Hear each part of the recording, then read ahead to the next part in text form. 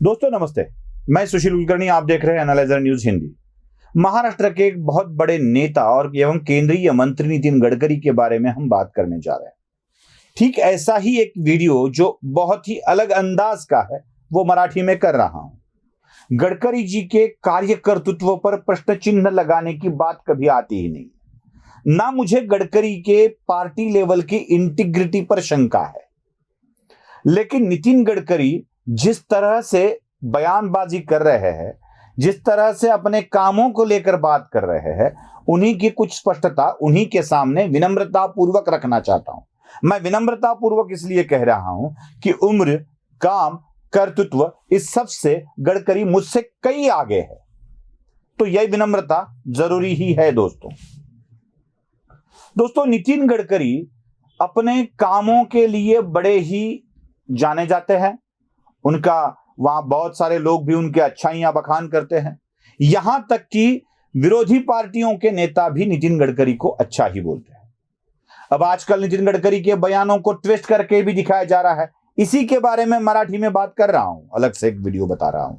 लेकिन आज मैं जो बात कर रहा हूं वो नितिन गडकरी के काम करने के अंदाज, बयान एवं उसके बाद की स्थिति को लेकर हम बात कर रहे हैं। दोस्तों गडकरी अच्छा काम करते हैं, बड़ा ही फास्ट काम करते हैं। गडकरी की कार्य क्षमता बहुत ही बेहतरीन है। यह सारी बातें हमेशा बताई जाती है, लेकिन मैं कुछ तथ्य आपके सामने, गडकरी जी के सामने भी रखना चाहता हूं। क्या हो रहा है गडकरी जी अपनी कार्य तत्परता को? क्यों ऐसा हो रहा है कि आप बोलते कुछ है और हो जाता कुछ है? क्यों ठीक से नहीं हो रहे हैं कुछ काम, और खास करके महाराष्ट्र में, और उससे भी ज्यादा मराठवाड़ा से आपको क्यों दुश्मनी है, यह समझ में ही नहीं आ रहा। औरंगाबाद से लेकर जळगाव तक जाने वाला मार्ग, जो औरंगाबाद से होकर फिर जळगाव डिस्ट्रिक्ट में चला जाता है, उसके बीच में औरंगाबाद की सांस्कृतिक धरोहर अजिंठा केव्स भी आती है। अजिंठा केव्स के लिए जाने वाले औरंगाबाद के पर्यटक बहुत सारे हैं जो यहां से ही जाते हैं। बीच में घाटी आती है। क्यों पिछली सरकार से इस मार्ग को पिछले 7 सालों में पूरा क्यों किया नहीं गया? आज भी अजिंठा घाटी का काम ठीक से नहीं हुआ है। आज भी औरंगाबाद से लेके अजिंठा तक का पूरा रास्ता ठीक नहीं हुआ है। जब भी बारिश आती है तब तकलीफ होती ही होती है। क्यों ऐसे हो रहा? मात्र 150 किलोमीटर से भी कम वाला रास्ता अभी तक गडकरी नहीं कर पाए, जो दावा करते हैं कि हमने फास्ट रास्ते बनवाए हैं। अभी तक वो रास्ता नहीं बन पाया है। दोस्तों सिर्फ औरंगाबाद और जळगाव वाली बात छोड़कर मैं नहीं जाऊंगा। परली से लेके जो वैद्यनाथ ज्योतिर्लिंग कहा जाता है, और अंबाजोगाई जो मां योगेश्वरी का मंदिर जहां पर है, महज 25 किलोमीटर का रास्ता, लेकिन उसको पूरा करने के लिए 5 से भी अधिक साल लग रहे हैं। 5 से भी अधिक साल। क्यों नहीं हो रहा है वो रास्ता अभी तक?